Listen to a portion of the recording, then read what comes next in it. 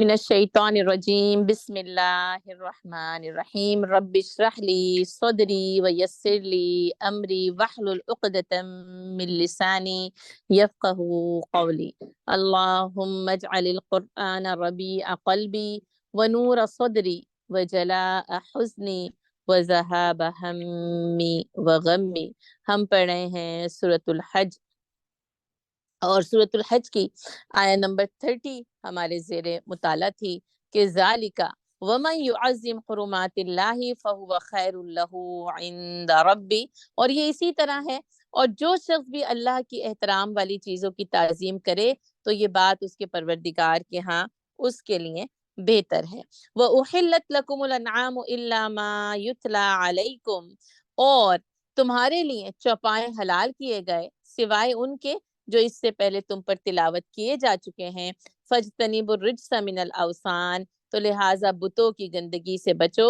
وَاجْتَنِبُوا قَوْلَ الزُّورِ، اور جھوٹی بات سے بھی یا ایچ پیچ والی بات بھی یہاں پر جو ہے وہ ترجمہ کیا گیا ہے، اور اس سے بھی بچو۔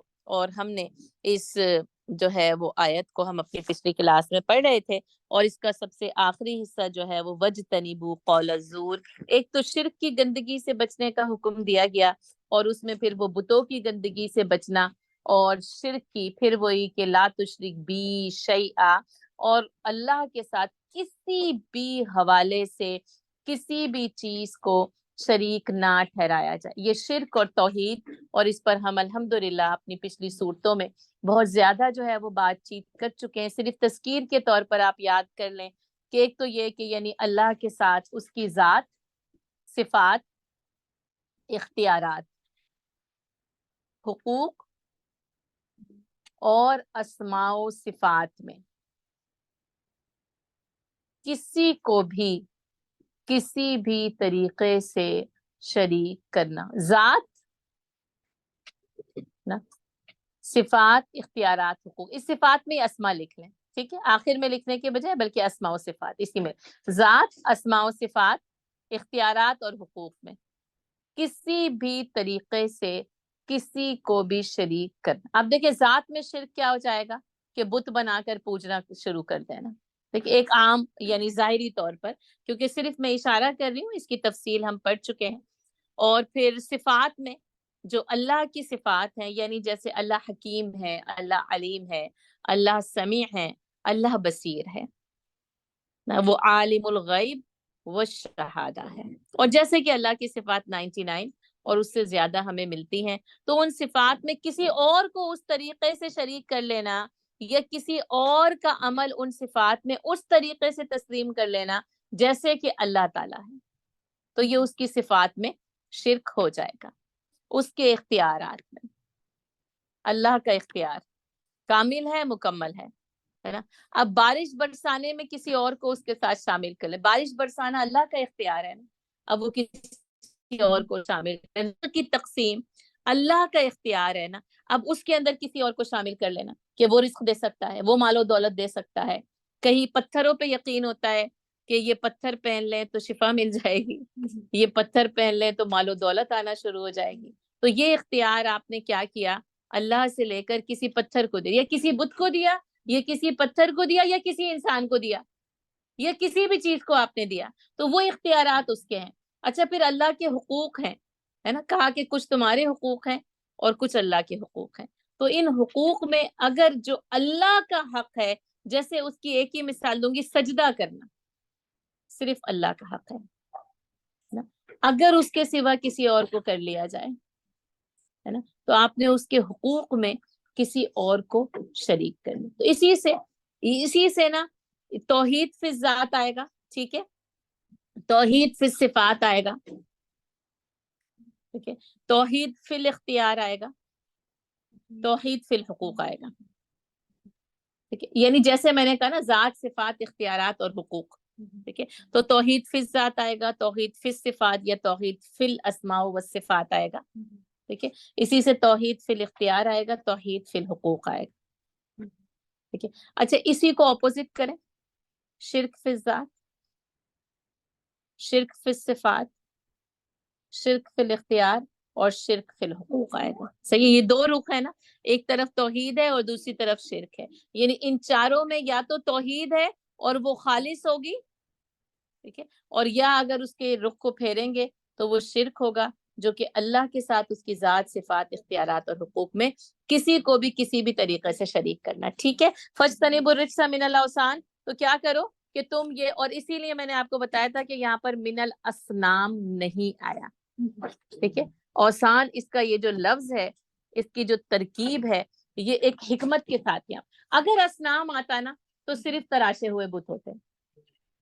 ٹھیک ہے, اوثان کیوں آیا ہے کہ ان تراشے ہوئے بتوں سے زیادہ ہزاروں صنم ہیں, ہزاروں بت ہیں, ہے نا. اور وہی بات ہے نا کہ بیاں میں نقطۂ توحید آ تو سکتا ہے, تیرے دماغ میں بت خانہ ہو تو کیا کہیے, ہے نا. تو یہ کہ وہ بت صرف صنم نہیں ہے, بلکہ یہ چاروں طرف نا یہ زمانہ, یہ مادیت پرستی, یہ ہزاروں قسم کے ازم, جو کہ کیا کرتے ہیں, اللہ کی ذات سے بھٹکا کرنا اپنی طرف لے جاتے ہیں. ٹھیک ہے, تو اس سے کیا کرنا ہے, اجتناب, مکمل طور پر علیحدگی. آپ کو پتہ ہے یہ جنابہ کا مطلب پہلو اور پہلو تہی کرنا, اور اسی سے وجتنبوا قول الزور, اور جھوٹی بات سے بچنا. اچھا, اب یہاں پر اگر صرف جھوٹی بات ہوتی نا تو کیا آتا؟ آپ جملے بنا رہے تھے گرامر میں, بالکل کس بات ہے نا, جھوٹی. وہاں پر صرف جو ہے وہ جھوٹ ہے, لیکن یہاں پر زور آیا ہے, حق سے ہٹی ہوئی بات. ٹھیک ہے, حق سے ہٹی ہوئی بات ہے. اب حق کے مقابل جو کچھ ہوتا ہے, آپ کو پتہ ہے وہ کیا ہوتا ہے, اس کے مخالف اور مقابل جو کچھ کیا ہوتا ہے, باطل, ہے نا. تو آپ یوں سمجھیں اس کا ترجمہ جھوٹی بات بھی کیا جائے گا, قول باطل بھی کیا جائے گا, حق سے ہٹی ہوئی بات بھی کیا جائے گا. اور اسی کے ضمن میں پھر قول زور کے ضمن میں کیا آتا ہے, شہادت الزور, جھوٹی شہادت, باطل شہادت, وہ شہادت جو ایک بے گناہ کو نا پھانسی کے تختے پر لے جا سکتے ہیں, ایک سچے کو معاشرے میں جھوٹا بنا سکتی ہے, کیونکہ وہ کیا ہے, وہ شہادت الزور ہے, کیونکہ وہ حق سے ہٹی ہوئی گواہی ہے. تو اب کیا ہے کہ یعنی قول زور سے بھی بچنا ہے اور شہادت الزور سے بھی بچنا ہے. اس ضمن میں آپ کو وہ حدیث سنا چکی ہوں, آپ لکھ چکے ہیں, جس میں آپ صلی اللہ علیہ وسلم نے نہایت شدت کے ساتھ شہادت الزور, یا یہ کہ ایک روایت میں قول زور کا استعمال کیا, اور آپ صلی اللہ علیہ وسلم یہ کہتے رہے یہاں تک کہ صحابہ کرام نے یہ سمجھا کہ یا تو یہ کہ آپ صلی اللہ علیہ وسلم خاموش ہو جائیں, یا یہ کہ آپ صلی اللہ علیہ وسلم اب خاموش ہی نہ ہوں گے. آپ اتنی شدت سے اس کا استعمال کر رہے تھے. اور آپ دیکھیں کہ آج چاروں طرف نا ہمیں یہ ہیرا پھیری نظر آتی ہے, یہ حق سے ہٹی ہوئی بات نظر آتی. ہم حق کو حق کہنے کے لیے تیار ہی نہیں ہیں, اور اس کے نتیجے میں کیا ہوتا ہے, معاشرہ جو ہے وہ سچا نہیں ہوتا, سچ کی طرف گامزن نہیں ہوتا, بلکہ باطل کی طرف گامزن ہوتا ہے, جھوٹ کی طرف گامزن ہوتا ہے. اچھا, ایک زبان سے جھوٹ کہا جاتا ہے, ایک انسان کا کردار جھوٹا ہوتا ہے. آج نا مسلمانوں کی بات ہو رہی ہے, زبان بھی جھوٹی ہے, کردار بھی جھوٹا ہے. بات وہی ہے جو ابھی بات ہوئی نا, ہم جو کہتے ہیں وہ کرتے نہیں. واز بہت طویل, بہت بہتر مقرر, بہت شعلہ بیان, لیکن بات جو ہے نہ دل سے نکلتی ہے نہ دل میں اثر رکھتی ہے. تو کیا ہے کہ اس قول زور سے بچنا, اپنے کردار کو باطل سے بچانا, دراصل یہ لازم اور ملزوم ہے, اور اپنے کردار کو اس سچائی کے راستے پر ڈالنا. ٹھیک ہے, بات سیدھی ہو, درست ہو, سچی ہو, جس میں کوئی ابہام نہ ہو, کوئی پیچیدگی نہ ہو, وہ حق سے ہٹی ہوئی نہ ہو, بلکہ وہ اس صراط مستقیم کی طرف گامزن ہو جس صراط مستقیم کی ہدایت اللہ تعالیٰ نے مجھے اور آپ کو اس قرآن میں عطا فرمائی. ہماری رات اور دن نہ, یعنی ہماری یہ کلاس اور ہمارا گھر, ہمارا گھر اور ہمارا بازار نا, اسلام نے نا سارے کے سارے معاملات کی اصلاح کی ہے. گھر کی بھی کی ہے, بازار کی بھی کی ہے, حکومت کی بھی کی ہے, تنہائی کی بھی کی ہے, مجلس کی بھی کی ہے, محفل کی بھی کی ہے, ہر چیز کی اصلاح کی ہے. اور نا ہر جگہ نا یعنی کردار یکساں. اور اب آپ صلی اللہ علیہ وسلم کی سیرت دیکھیں نا تو آپ کا کردار گھر اور باہر ہے نا, مسجد اور بازار ہے نا, وہ میدان جنگ ہو یا دوستوں کی محفل ہو, سب میں نا ایک یکساں طور پر چلتا چلا جاتا. کل میں بڑی خوبصورت بات پڑھ رہی تھی سیرت النبی صلی اللہ علیہ وسلم میں لکھی علامہ شبلی نعمانی رحمۃ اللہ علیہ نے کہ حضرت عائشہ رضی اللہ تعالیٰ عنہ سے پوچھا گیا کہ رسول اللہ صلی اللہ علیہ وسلم کا عمل کیسا تھا. حضرت عائشہ رضی اللہ تعالیٰ عنہ نے فرمایا کہ آپ صلی اللہ علیہ وسلم کا عمل تو مسلسل برسنے والی بارش کی طرح تھا. آپ دیکھیں یہ کب سے برس رہی ہے, سیٹرڈے سے برس رہی ہے نا اب تک, اور ویسے بھی جب بارش برستی ہے نا تو مسلسل برستی چلی جاتی ہے نا, اور آپ دیکھیں وہ کتنی اس سے برکتیں آسمان سے زمین پر نازل ہوتی ہیں. تو کہا کہ آپ صلی اللہ علیہ وسلم کا عمل نا کس طرح تھا, ایک مسلسل برسنے والی بارش کی طرح تھا. ہمارا نا عمل ایسا نہیں ہوتا, ہمارے اندر اپ اینڈ ڈاؤنز بہت ہیں. کبھی غصہ آیا نا تو تباہی, اور جب آپ اچھے ہوتے ہیں تو آپ کہتے ہیں اب میں دنیا کو جو ہے نا وہ اپنی ثقافت سے بہرامند کر سکتا ہوں. کبھی آپ کا موڈ اچھا ہوتا ہے نا تو بس وہ بڑا بہترین ہوتا ہے, اور کبھی برہم ہوتے ہیں آپ نا تو آپ سب کچھ تباہ اور برباد کر دیتے ہیں.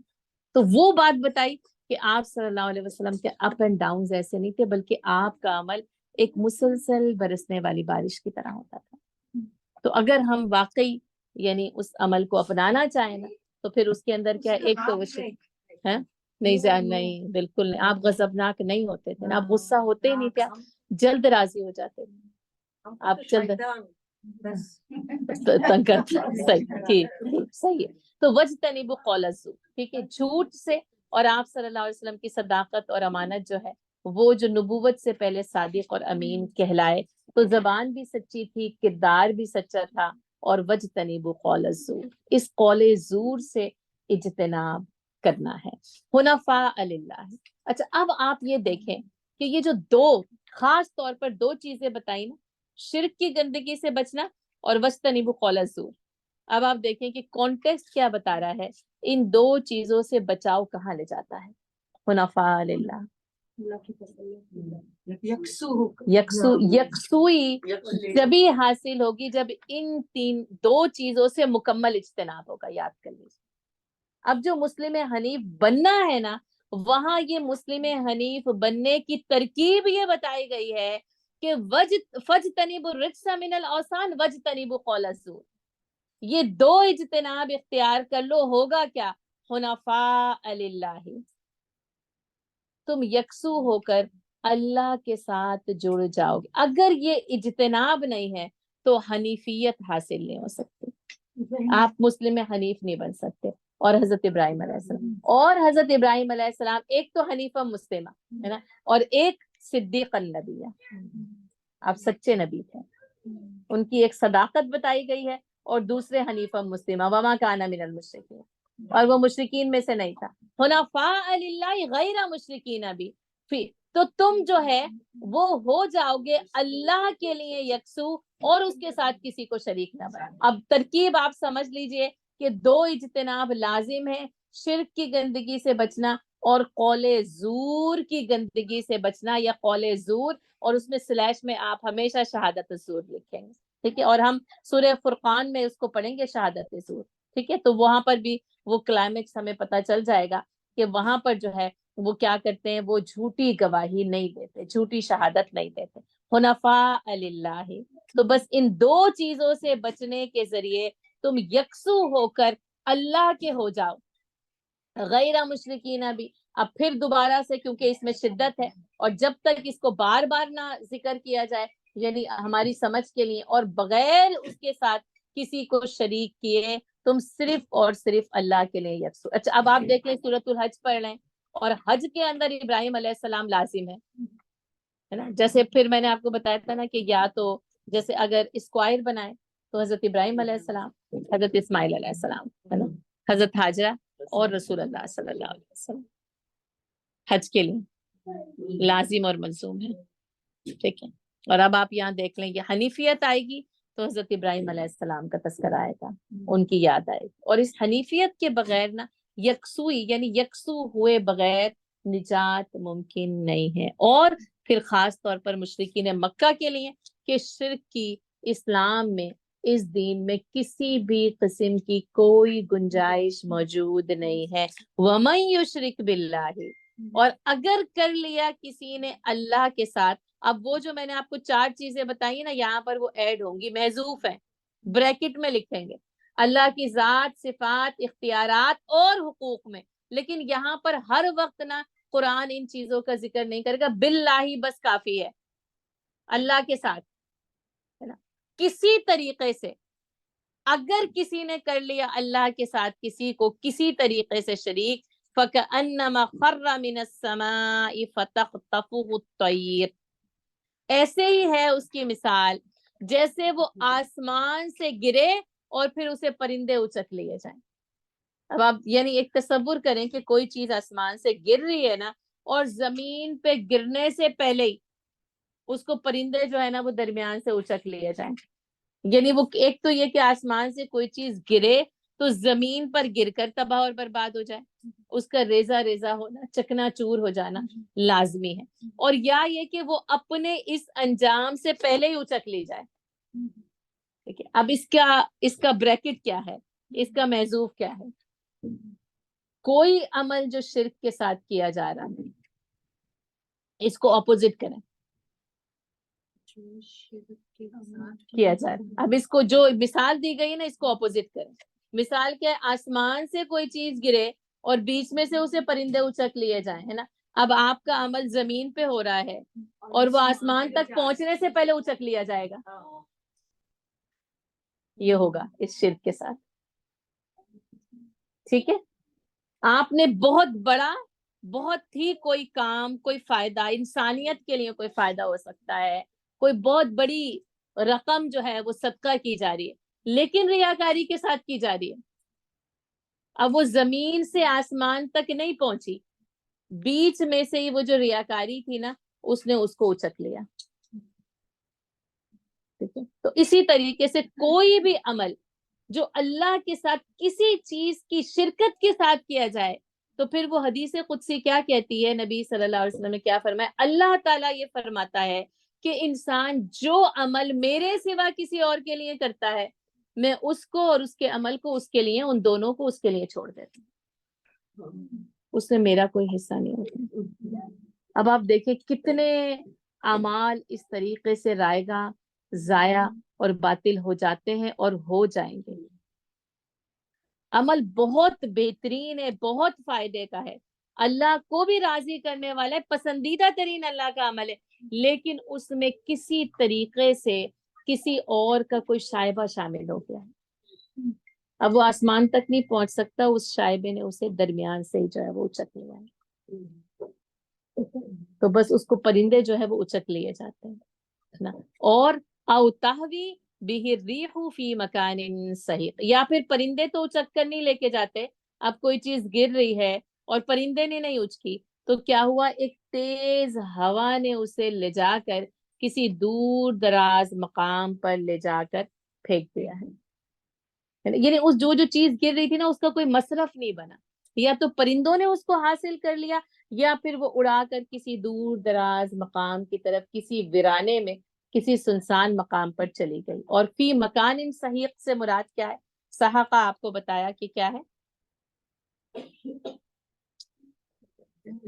لفظی ترجمے میں کہتا ہے ٹھیک ہے, دور دراز کا مقام ہے.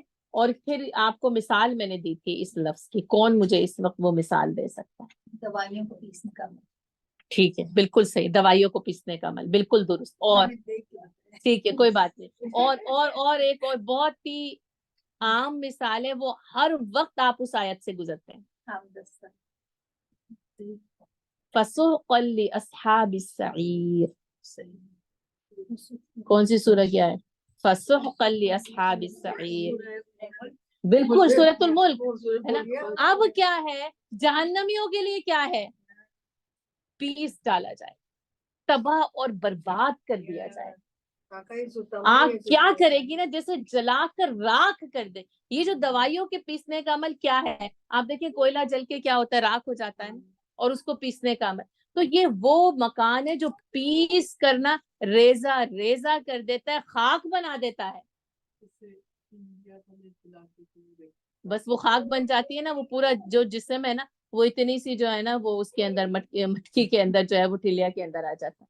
تو انسان کا وہ عمل ایسا تباہ اور برباد، ریزہ ریزہ پھونک مارا اڑ گیا. اسی لیے قرآن نے ان اعمال کو کیا کہا ہے؟ ہبا ام منبثا، بس ان کو خاک بنا کر اڑا دیا جائے، وہ پیس ڈالے جائیں گے، وہ ریزہ ریزہ ہو جائیں گے. اس عمل کا کوئی وزن نہیں ہوگا، اس کا کوئی مقام نہیں ہوگا، اس کا کوئی ثواب نہیں ہوگا، اس کا کوئی اجر نہیں ہوگا.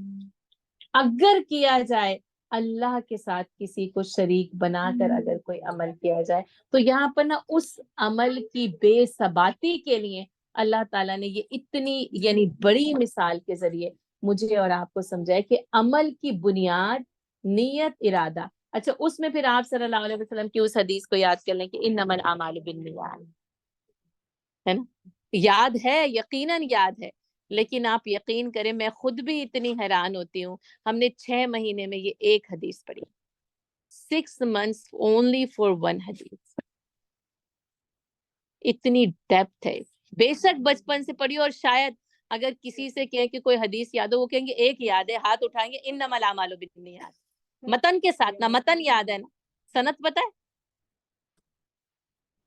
نہیں پتہ، کسی کو بھی نہیں پتہ. نہیں ہونی چاہیے. سند کیا ہوتی ہے؟ یہ بھی اچھا سوال ہے.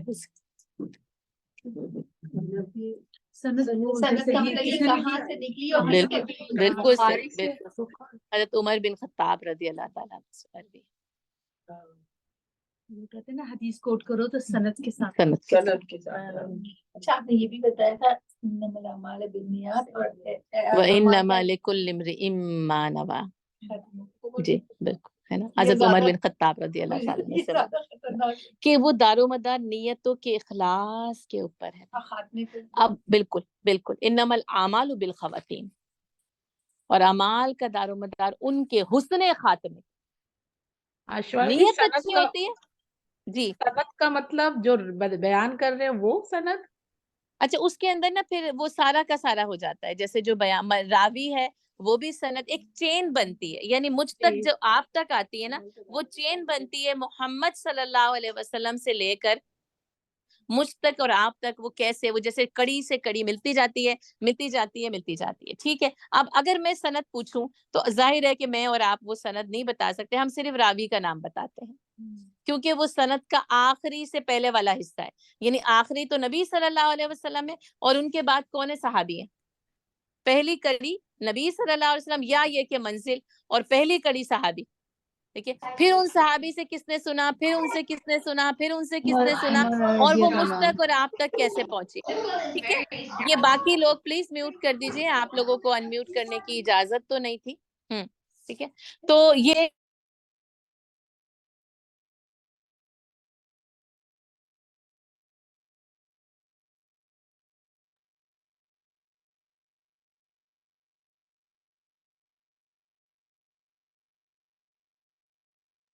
آپ شعلہ جی ان میوٹ ہو گئی ہیں، میوٹ ہو گئی ہیں، پلیز ذرا ان میوٹ کر لیجیے اپنے آپ کو. سوری. ٹھیک ہے، میں نے اپنے آپ کو ان میوٹ کر دیا. اچھا اب کیا ہے کہ اگر میں اور آپ سند نہیں بیان کر سکتے نا، کیونکہ ہم حدیث کے وہ والے طالب علم جو سند کے ساتھ آتے، تو ہم کہتے ہیں بخاری کافی ہوتا ہے، ہم کہتے ہیں مسلم، لیکن وہ حدیث بخاری اور مسلم میں موجود ہونی چاہیے. اور اس لیے پھر ہم جب ان کا حوالہ دینا تو فیس بک سے نہیں دیجیے گا پلیز، کیونکہ اکثر سوال ایسا آتا ہے کوئی کہ وہ نا کہاں پہ، وہ میں نے وہ سنا ہے، کہاں سنا ہے؟ وہ فیس بک پہ سنا تھا یا سوشل میڈیا پہ. میں یہ نہیں کہہ رہی کہ سب کچھ غلط ہے، ٹھیک ہے، ایسا نہیں ہے. جتنا بھی پرسنٹ ہو سکتا ہے کچھ صحیح بھی ہے کچھ غلط بھی ہے، لیکن اس کے لیے مستند کتابوں کی مت. اب جیسے میرے پاس جو ہے نا یہ تفسیر القرآن ہے نا، اگر اس میں کوئی حدیث لکھی ہے نا بخاری کے حوالے سے تو میں آرام سے پڑھ کے، آپ معروف القرآن سے بتا سکتے ہیں، آپ ابن کثیر سے بتا سکتے ہیں، آپ رحیق المختوم سے بتا سکتے ہیں، آپ سیرت النبی صلی اللہ علیہ وسلم علامہ شبلی نعمانی رحمۃ اللہ علیہ، آپ اس سے بتا سکتے ہیں. غیر مستند ذرائع پر اعتماد نہیں کرنا. اور سب سے زیادہ نا میں آپ کو بتاؤں سوشل میڈیا پر جو مجھے سب سے زیادہ تکلیف ہوتی ہے، اور آپ کو ہر قول کو حضرت علی رضی اللہ تعالیٰ عنہ کے نام سے منسوب کر کے کہتے ہیں. آپ یقین کریں اس قول کو دیکھ کر میرا دماغ نہیں تسلیم کرتا یہ حضرت علی رضی اللہ تعالیٰ عنہ نے کہا، لیکن وہ آ رہا ان کے نام سے. اب میرا اور آپ کا پھر کام یہی ہے ولا تصدقوا ولا تکذبوا، خاموشی اختیار کریں لیکن آگے فارورڈ نہ کریں پلیز. اگر آپ تکذیب نہیں کر رہے اور تصدیق نہیں کر رہے، خاموشی اختیار کریں، اس کو آگے فارورڈ، یہ آگے فارورڈ میسیجز کا جو کلچر نکلا ہے، جو تباہی نکلی ہے نا، نہ اس پہ غور و فکر ہے، نہ اس کے اوپر کسی طریقے کا کوئی مستند ذرائع ہے، کوئی آتھینٹسٹی اس قول کے اندر ہے، اور ہم کیا کرتے ہیں، اس کو آگے جو ہے نا وہ بڑھانے کا باعث بن جاتے ہیں۔ تو اس سلسلے میں احتیاط کی ضرورت ہے۔ لیکن اگر جیسے ایک مثال کے طور پہ میں نے سند کہی، تو ہم صرف صحابی کا نام بتا دیں یا کتاب کا بخاری کا، تو میرے اور آپ کے لیے اتنا کافی ہو جاتا ہے، لیکن وہ مستند ذرائع سے بتایا جانا چاہیے، بغیر کسی مستند ذرائع کے نہیں بتائی جا سکتی، ٹھیک ہے۔ تو حضرت عمر بن خطاب رضی اللہ تعالیٰ عنہ سے مروی ہے، اور وہ کیا ہے، انما الاعمال بالنیات، ہے نا، کہ نیت اور وہ جو بیج ہے نا، کیسے اس کے ساتھ شروع کی، اب پھر بات ہے وہ اخلاص کے ساتھ شروع ہوا، بڑا اچھا عمل تھا، لیکن ختم ہوتے ہوتے پرورٹڈ ہو گیا، ملاوٹ آ گئی۔ انما الاعمال بالخواتیم، اعمال کا دار و مدار حسن خاتمہ پر، اس لیے بزرگان سلف اپنے خاتمہ بالخیر کی دعا کیا کرتے تھے، اور وہ کہتے تھے کہ انجام بخیر ہو جائے، خیر کے ساتھ خاتمہ ہو جائے، اور جو کچھ بیچ میں ہے نا، پھر وہی وہ اللہ وہ قادر ہے، وہ معاف کر دینے والا ہے، لیکن یہ کہ ایک بات آ جاتی ہے، خیر کے ساتھ شروع ہو، خیر کے ساتھ ختم ہو، بیچ میں کوتاہیاں آ سکتی ہیں، لرزشیں آ سکتی ہیں، لغزشیں آ سکتی ہیں، اس کے لیے استغفار اور توبہ کا دروازہ کھلا رکھا گیا ہے، بہک کر واپس آنے کا دروازہ کھلا رکھا گیا ہے، اور اگر آ جائیں اور حسن خاتمہ ہو جائے نا، تو پھر نجات جو ہے وہ خیر کے ساتھ، کامیابی کے ساتھ جو ہے وہ ہو جائے گی، ٹھیک ہے۔ تو یہ ہے کہ وہ عمل جو ہے وہ ایک یا تو دور دراز مقام پر لے جا کر پھینک دیا جاتا ہے، یا بیچ میں جیسے وہ شرک کے ساتھ شروع ہوا تو بس اس کو پرندے اچک لے گئے، یا شیطان اچک لے گیا، یا نفس اچک کے لے گیا، یا لوگوں کی خوشنودی اور ریاکاری، یا معاشرے کے زیر اثر ماحول کے تحت ہم جو کچھ بھی کر لیتے ہیں، اس عمل کو وہ چیز اچک کر جو ہے وہ لے جاتی ہے، یا پھر یہ کہ وہ عمل ایسے دور دراز مقام پر پہنچ کر خود بخود نابود ہو جاتا ہے، مٹ جاتا ہے، ضائع ہو جاتا ہے، رائگاں ہو جاتا ہے، وہ اللہ تعالیٰ تک جو ہے وہ نہیں پہنچ پاتا۔ ذالکا، یہ اسی طریقے سے ہے، ٹھیک ہے۔ وَمَن يُعَظِّمْ شَعَائِرَ اللَّهِ، اور جو کوئی بھی تعظیم کرے اللہ کی، اللہ کے شاعر کی۔ اچھا، وہاں پر ہم نے پہلے پڑھا تھا کہ وَمَن يُعَظِّمْ حُرُمَاتِ اللَّهِ، ٹھیک ہے، وہاں ہم نے پڑھا تھا کہ اسی طرح ہے، اور جو کوئی اللہ کی احترام والی چیزوں کی تعظیم کرے، اور یہاں پر آیا شعائر اللہ، اور یہ جو ہے نا میں اور آپ پڑھ کر آئیں، ان الصفا والمروۃ من شعائر اللہ۔ اچھا، اب وہ حرمات کیا ہے؟ اللہ کی حرمت کردہ، پھر اس میں ایک چیز آپ کو بتائی تھی، ایک تو اس میں احترام شامل ہے، دوسرے اس میں حلال اور حرام کے قواعد شامل، اور یہاں پر کیا ہے؟ شعائر ہے، آپ کو پتہ ہے شین عین را سے نکلا ہے، شعرا، پہچان کو کہتے ہیں، بال کو کہتے ہیں، ٹھیک ہے۔ اچھا، اسی سے بال کی طرح جان اور پہچان، علم حاصل کر، اسی سے شعور ہے، بال کی طرح جان پہچان علم علم حاصل کرنا، جیسے کہتے ہیں بال کی طرح باریک چیز کے علم حاصل کرنے کو، یہ شعور ہوتا ہے انسان کا، ٹھیک ہے۔ اب آپ کو پتہ ہے یہ شعور، لا شعور، تحت شعور، وہ ساری چیزیں جو ہے وہ اس کی ایک ڈویژن جو ہے وہ الگ ہے۔ اچھا، شعائر اللہ کس کو کہا جاتا ہے؟ جو جن کی پہچان سے اللہ تک پہنچا جا سکے، یا جن کو پہچان کر، یعنی اس کو اس طرح جملہ لکھے زیادہ بہتر ہے کہ جن کو پہچان کر اللہ تک پہنچا جائے، یا جن کو دیکھ کر اللہ کی یاد آئے۔ شاعر کیا ہے؟ یعنی یہ کیا ہے؟ شعور ہے، جان پہچان ہے، جن کو دیکھ کر اللہ کی یاد آتی ہے نا۔ اب آپ دیکھیں، جیسے مسجد خانہ کعبہ کو دیکھ کر کیا آتا ہے؟ اللہ کی یاد آتی ہے، تو خانہ کعبہ کیا؟ شاعر اللہ ہے، اب محترم بھی ہے، ٹھیک ہے، محترم گھر ہے، مکرم بھی ہے، معزز ہے، بیت العتیق، اور جیسا کہ ہم یہاں پر جو ہے وہ آگے پڑھی لیں، تو وہ چیزیں جن کو دیکھ کر اللہ کی یاد آتی ہے۔ اچھا، اسی طریقے سے ہم نے پڑھا ولا آمین البیت ولا الہدی ولا القلائد، ہے نا۔ اب احرام دیکھ کر، حج اور عمرے کے زائرین کو دیکھ کر اللہ کی یاد آتی ہے، نیک بندوں کو دیکھ کر کہا سب سے بہترین مومن وہ ہے، یا مومن وہ ہے جس کو دیکھ کر اللہ کی۔ اب میں کہتی ہوں، اب سوچ لیں آپ کو دیکھ کر کیا یاد آتا ہے؟ مجھے دیکھ کر یعنی میں مثال دیتی ہوں، کیا یاد آتا ہے؟ یعنی یا تو گھر یاد آتے ہیں، یا نیم برانڈز یاد آتے ہیں، یا اس شخص کا لباس یاد آتا ہے، یا اس کا سلیقہ یاد آتا ہے، یا اس کا گھر یاد آتا ہے، یا اس کی گاڑی یاد آتی ہے، یا جیسے کسی بھی شخص کا کوئی جو ہے نا وہ طریقہ یاد آتا ہے۔ اب کہا سب سے بہترین مومن وہ، یا یعنی مفہوم یہ ہے کہ مومن وہ ہے جسے دیکھ کر اللہ یاد آ جائے۔ وہ لوگ جو اللہ کی یاد دلاتے ہیں، کتنے وہ محترم ہیں، کتنے وہ معزز اور مکرم ہیں، جنہوں نے اپنے آپ کو نا اللہ کے راستے پر ڈالا۔ اور آپ دیکھیں جب آپ ان سے ملتے ہیں یا آپ ان سے بات چیت کرتے ہیں نا، تو وہ لوگ جو ہمیشہ دنیا دار ہوتے ہیں، بعض اوقات آپ دیکھتے ہیں کہ وہ جب ایسے لوگوں سے ملتے ہیں تو وہ پھر اللہ کی بات کر رہے ہوتے ہیں، اللہ کے دین کی بات کر رہے ہوتے ہیں۔ تو یہ کہ اس شخص کو دیکھ کر اگر اللہ یاد آئے تو مجھے نا یہ سوچنا چاہیے ہمیں کہ ہمیں دیکھ کر نا کیا کس چیز کی یاد آتی ہے۔ کیا ہمارے شکوے شکایاتی لوگ یاد کرتے رہتے ہیں؟ آپ کو دیکھ کے تو اللہ یاد ہے۔ چلے الحمدللہ، اگر آپ یہ گواہی دیتے ہیں تو میں واقعی یعنی اپنے آپ کو وہ ان خوش قسمت لوگوں میں تصور کروں، یا میں یہ کہوں امام ابو حنیفہ رحمۃ اللہ علیہ کی طرح کہ اے اللہ تو مجھے ویسا بنا دے جیسا لوگ میرے بارے میں گمان کرتے ہیں۔ یہ اللہ یاد آئے، ہے نا، اللہ کا دین یاد آئے، یعنی علم دوستی یاد آئے، قرآن یاد آئے، رسول اللہ صلی اللہ علیہ وسلم کی یاد یا ان کی محبت۔ تو بات کیا ہے کہ یہ جو شاعر اللہ ہے نا، جنہیں دیکھ کر نا جیسے اللہ کی یاد، جیسے نا ایک جیسے یوں سمجھیں کہ تسبیح ہے، اب وہ ایک استعارہ بن، اس کو دیکھ کر اللہ کا ذکر یاد آ جاتا ہے نا، سبحان اللہ یاد آ جائے۔ اب آپ کہتے ہیں ہاتھ میں رہتی ہے نا تو یاد رہتا ہے پڑھنا ہے، ورنہ تو ان پر گننا زیادہ بہتر ہے۔ تو آپ کہتے ہیں وہ ہے نا تو یاد رہتا ہے کہ گننا ہے، اور جب وہ نہیں رہتی تو یاد نہیں رہتا ہے۔ اب جائے نماز بچھی ہوتی ہے نا تو آپ کو نا دیکھ کے نماز کی طرف دھیان جاتا رہتا ہے۔ تو کچھ چیزیں نا اس کی یاد کا استعارہ بن جاتی ہیں، ٹھیک ہے، کہ اس سے جو ہے نا وہ یعنی اللہ کی یاد جو ہے وہ قائم ہوتی۔ تو شاعر اللہ کیا ہے؟ جنہیں دیکھ کر اللہ کی یاد قائم، وہ اللہ تک پہنچانے کا بھی ایک ذریعہ ہے، ٹھیک ہے۔ شاعر اللہ کیا ہے؟ ان کی پہچان اللہ تک پہنچنے کا ذریعہ بن جاتی ہے۔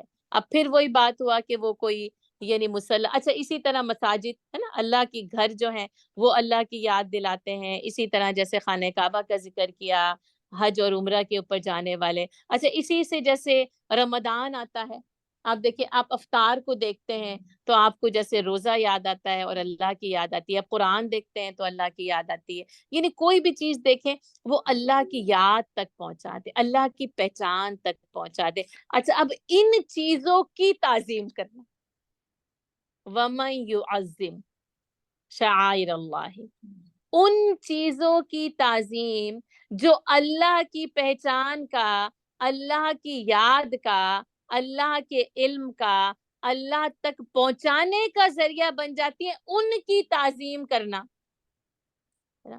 اور یہ ضروری ہے، ٹھیک ہے۔ اگر ہے تو اللہ کہتا ہے اس کی وجہ کیا ہے؟ فَإِنَّهَا مِن تَقْوَى الْقُلُوبِ، یہ دلوں کے تقوی کی وجہ سے ہے۔ پھر وہی اب یاد ہے نا کہ تقوی کا مقام کہاں ہے؟ التقوی ہا ہونا، التقوی ہا ہونا، التقوی ہا ہونا۔ یہ تقوی یہاں ہوتا ہے، دل میں ہوتا ہے، اس کا مقام دل ہے۔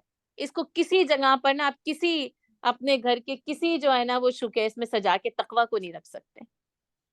تقوی دل کے اندر جاگزیں ہوتا ہے، اس کا بیج یہی ہے، اس کا درخت یہیں پر پیدا ہوتا ہے نا، اور پھر یہ یہاں سے نکلتا ہے آپ کی زبان سے، آپ کے کردار سے۔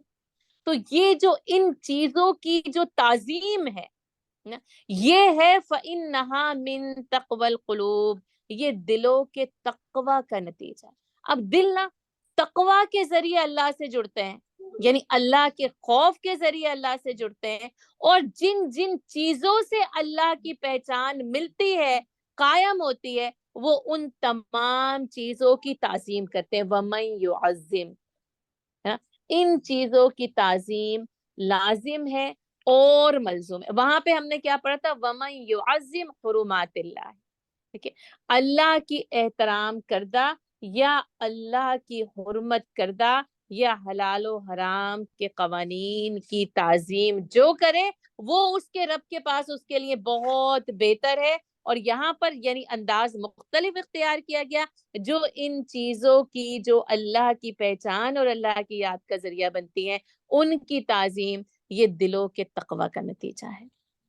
اس کا مطلب یہ کہ دل میں تقوی موجود ہے اور اسی لیے ان شاعر کی تعظیم کی جا رہی ہے نا۔ تو کیونکہ یعنی اٹ سیلف صرف اور صرف نا یعنی یہ امیجز نہیں ہیں کہ جن کو دیکھ کر بس نہ رک جائیں، ٹھہر جائیں، چھو نہیں سکتے، بلکہ کیا ہے کیونکہ ان کے ذریعے انسان اللہ تک پہنچنے کا راستہ تلاش کرتا ہے، اس لیے ان چیزوں کی تعظیم کو لازم اور ملزوم قرار دیا گیا ہے۔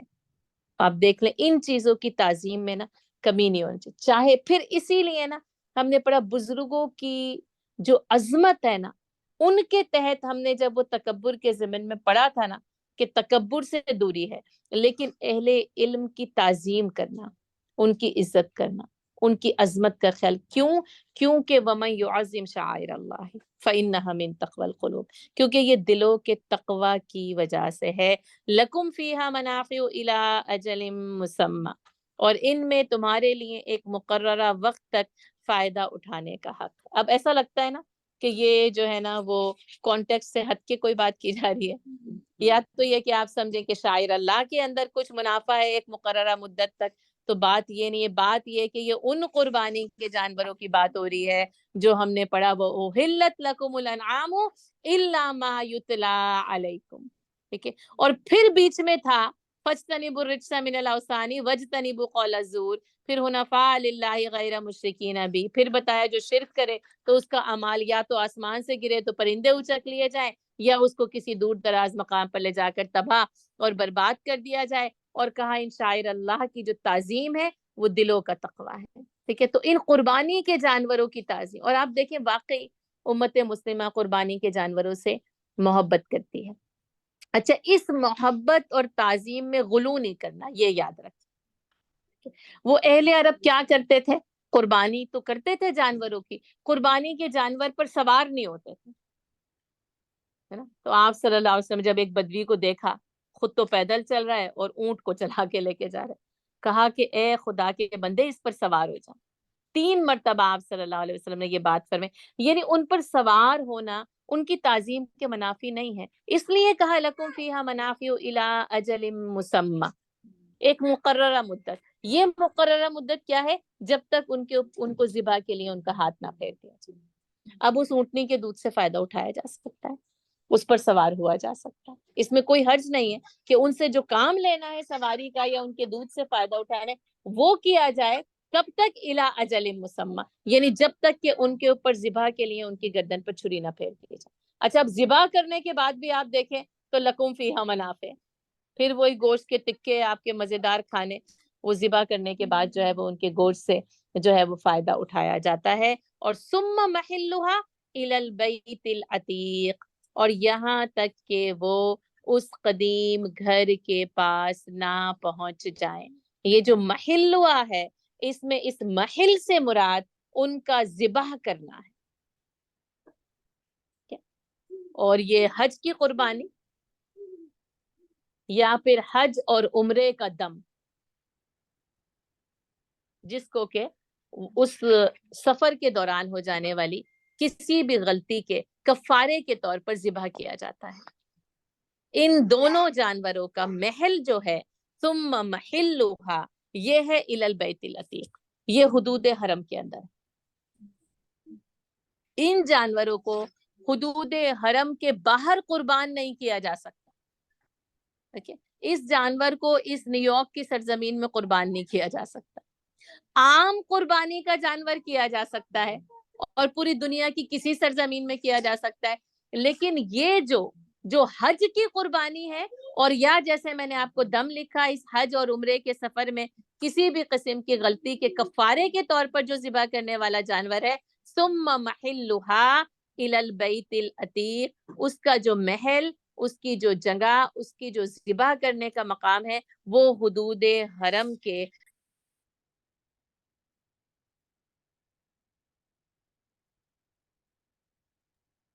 جی آپ میوٹ ہو گئی ہیں۔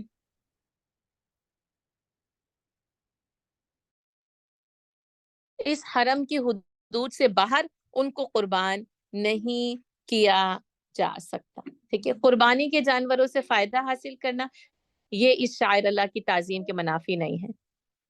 یعنی ان پر سواری یا ان کے دودھ یا بار برداری جیسے نا ان پر سامان کا لاد لینا، ایک جگہ سے دوسری جگہ جو ہے وہ نقل و حمل کے لیے استعمال ہوتے ہیں. اور یہ کہ ان کی جو ذبح کی جگہ ہے وہ حدود حرم کے اندر ہے، حدود حرم کے باہر جو ہے وہ ان کو قربان نہیں کیا جا سکتا. البیت العتیق ہم اس سے پہلے کے بھی پڑھ کر آئے ہیں، قدیم ہے، آزاد ہے، معظم ہے، مکرم گھر ہے. اور یہ کہ اللہ تعالیٰ نے اس بیت کا نام العتیق اس لیے رکھا، نبی صلی اللہ علیہ وسلم نے فرمایا کہ آج تک اس کے اوپر کوئی بادشاہ غالب نہیں، بلکہ کہا کہ قرب قیامت کے وقت ایک حبشی جس کی ایک ڈسکرپشن آپ صلی اللہ علیہ وسلم نے کھینچی ہے کہ وہ ننگے پاؤں ہوگا، پنڈلیوں، کمزور پنڈلیوں والا، وہ آ کر یعنی خانہ کعبہ کو ویران کرے گا نا، اور بس پھر اس کے بعد قیامت آ جائے گی. یعنی اگر اس کے اوپر کسی کا غلبہ ہو جائے اس کا مطلب کہ بس اب قیامت لازم اور ملزوم ہے. یعنی اس سے پہلے جو ہے وہ غلبہ ہوگا، اور پھر جیسا کہ روایت میں آتا ہے کہ اللہ تعالیٰ اس پورے کے پورے گھر کو جو ہے وہ زمین سے آسمان کے اوپر اٹھا لے گا، کیونکہ اس کی تعظیم اور اس کی حرمت جو ہے وہ اس کو کوئی اور آ کر اس کے اوپر جو ہے وہ قبضہ نہیں کر سکتا. تو اسی لیے یہ البیت العتیق ہے، قدیم ہے، آزاد ہے، مکرم ہے، معظم ہے، حرمت والا. جی جی جی، بس اس کے بعد ہی قیامت آنی ہے نا، تو اس کے بعد ہی یہ سارا کچھ جو ہے وہ ہوگا. تو یہ ہے کہ ثم محلھا الی البیت العتیق، اور یہاں تک کہ ان کے ذبح کرنے کی جگہ وہ اپنے محل میں پہنچ جائیں، وہ اس جگہ پہ پہنچ جائیں، اور پھر اس کے بعد جو ہے وہ ان کو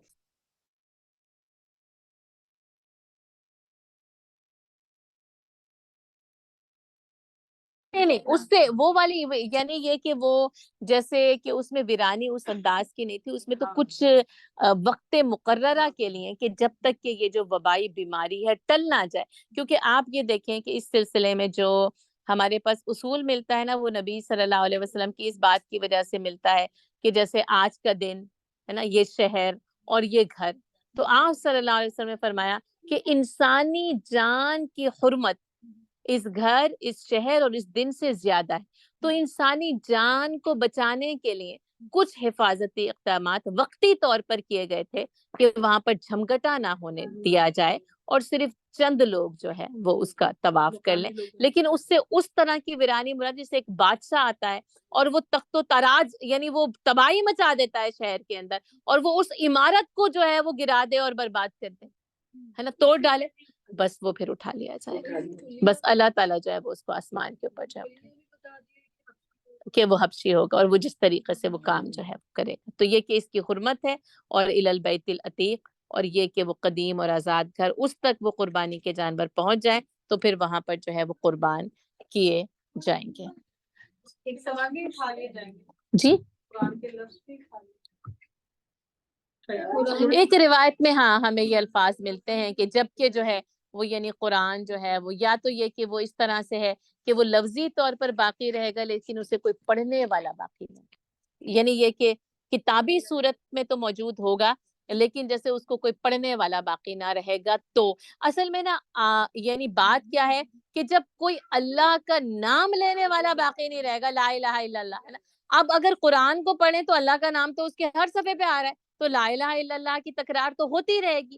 اصل میں وہ بات یہ ہے کہ جب کہ اس سرزمین پر، اس کرۂ ارض پر کوئی لا الہ الا اللہ کہنے والا باقی نہیں رہے گا، اس وقت قیامت آ جائے. اب خانہ کعبہ موجود رہے گا تو لا الہ الا اللہ کہنے والے موجود رہیں گے، وہ تو چاروں طرف جب شروع کریں گے تو وہ تو بسم اللہ اللہ اکبر کہہ کے طواف شروع کریں گے، اور جب قرآن رہے گا تو اللہ کا نام بلند ہوتا رہے گا. تو یعنی ان چیزوں کو اس وقت جو ہے وہ اس طریقے سے ختم کیا جائے گا کہ یہ کہ باقاعدہ طور پر اس عمارت کو ہی پھر بالکل آخری لمحے میں اٹھا لیا جائے گا، اور پھر زمین کے اوپر جو ہے وہ قیامت نازل کر دی جائے گی، قیامت جو ہے وہ واقع ہو جائے گی. اور یہ کہ قرآن کتابی صورت میں تو باقی رہے گا لیکن اس کو کوئی پڑھنے والا، اس کی کوئی ادائیگی کرنے والا باقی نہ رہے گا.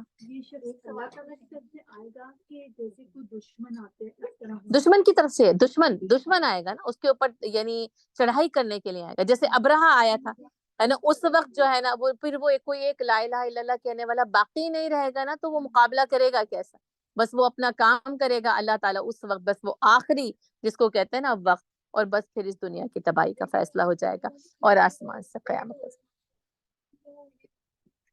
تو وہ تو حضرت عیسیٰ علیہ السلام آئیں گے تو اسلام کی نشاط ثانیہ تو ہے، وہ تو اسلام کا غلبہ پھر پوری دنیا پہ ہوگا نا، یہ تو اس کے بعد کا واقعہ، اس سے پہلے کا نہیں ہو سکتا نا، کیونکہ حضرت عیسیٰ علیہ السلام آئیں گے، دجالیت کا بھی خاتمہ ہو چکا ہوگا، امن کا دورہ ہو چکا ہوگا، اور کئی سالوں تک جو ہے وہ دنیا اسلام کے پورے اصل ثمر کا مزہ چکھ چکی ہوگی، اس کے بعد پھر واپسی کا سفر شروع ہوگا، اور پھر اس واپسی کے سفر کی نشاط ثانیہ نہیں ہوگی، کیونکہ حضرت عیسیٰ علیہ السلام آ چکے، اللہ کا فیصلہ جو ہے وہ اس کے اوپر نافذ ہو چکا ہوگا۔